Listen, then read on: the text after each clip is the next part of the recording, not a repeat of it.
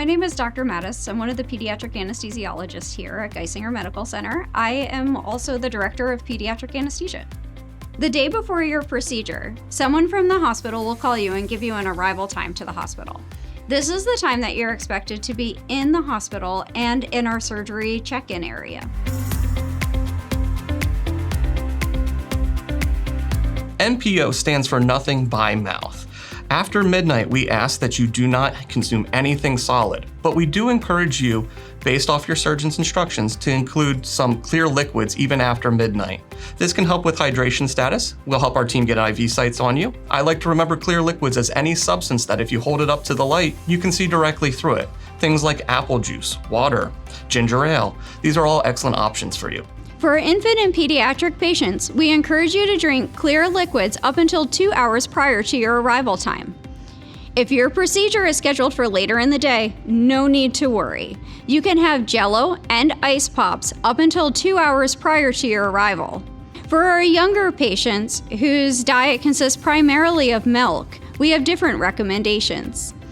For our breastfed babies, you can breastfeed up until 4 hours prior to arrival. This means that the breastfeeding session should end 4 hours prior to the arrival.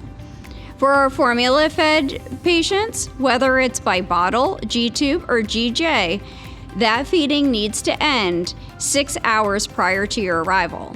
Other non-human milks fall into this category as well. Just make sure you're done 6 hours before arrival.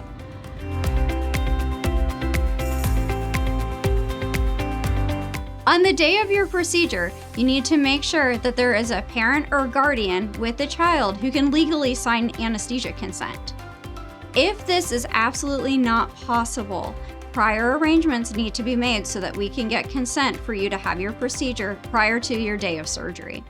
In PEDS pre-op, you'll be welcomed by our nursing staff or our nursing assistants. While you're there, one of the first things that you need to do is change into one of our gowns. We come in, we ask you some questions. During this time, we get our first set of vital signs. Don't worry, they're just stickers.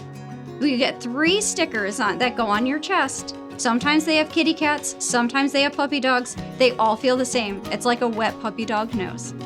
And then they plug into our monitor, and that tells us what your heart rate looks like.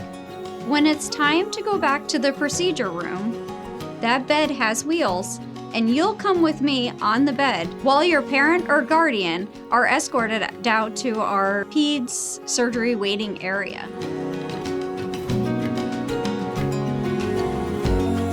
For most healthy kids under the age of 10, having a simple procedure, you don't actually need to get your IV until you're already asleep. In these cases, you'll go to sleep breathing some anesthesia gases through a mask, and when you're unaware of what's going on, that's when we put your IV in. After the procedure's done, your child will come out to an area similar to where you were in pre-op. We give them some time to slowly wake up from anesthesia. Never wake a sleeping child, or they can turn into a grumpy grouch. But we let them sleep as long as they want to. At about 45 minutes, we start to gently wake them up if they haven't woken up themselves.